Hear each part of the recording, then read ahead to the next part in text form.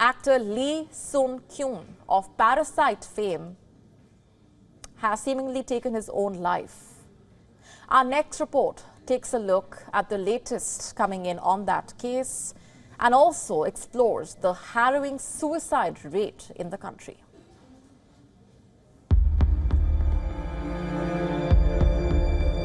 South Korean actor Lee Sun-Kyun, best known for his role in the Oscar-winning film Parasite, has died in an apparent suicide. The 48-year-old was found dead in a car in a park in central Seoul on Wednesday. Lee's wife had earlier reported to the police that he had left home and she had found what looked like a suicide note. Lee Sun-Kyun had recently been under police investigation over his alleged drug use, particularly marijuana and other psychoactive drugs.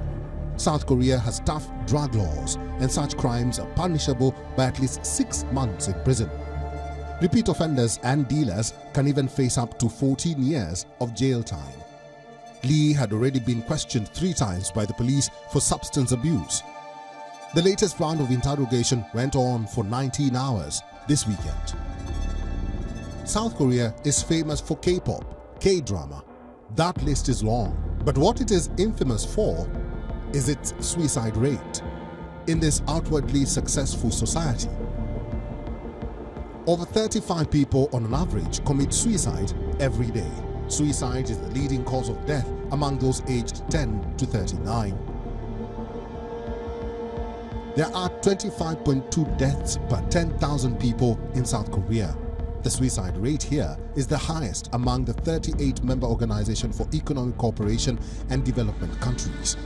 The country has consistently had the highest suicide rate, except for 2 years in 2016 and 2017. In fact, the suicide rate is more than double the OECD average of 10.6 deaths. The country's statistics agency says 12,906 people died by suicide in 2022 alone.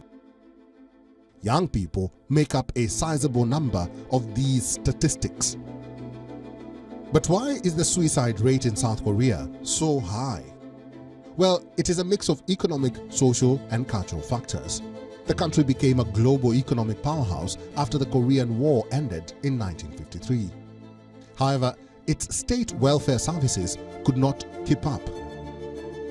The economic growth contributed to rising inequality. The effect can be seen on the strata of South Korean society that is most at risk. A 2021 study showed that suicidal ideation is more common among young people with low incomes.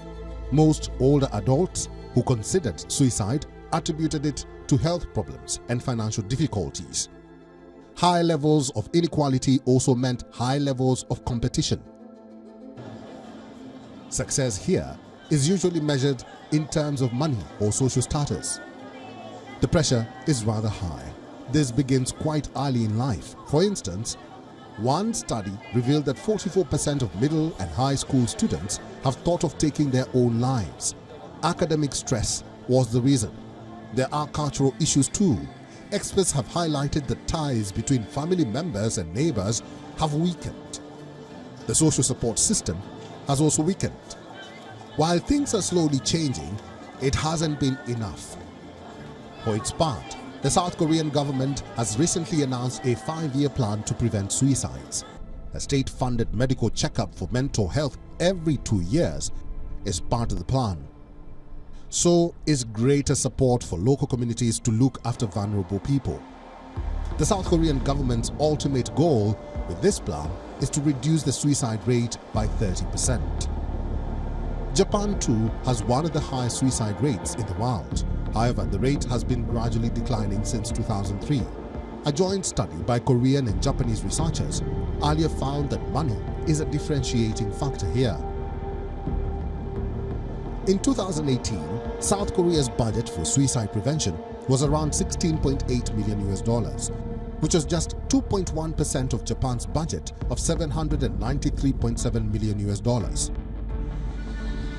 The cost of this neglect is faced by everyday South Koreans left on their own with little to no recourse, fighting a silent war in their heads with deadly consequences.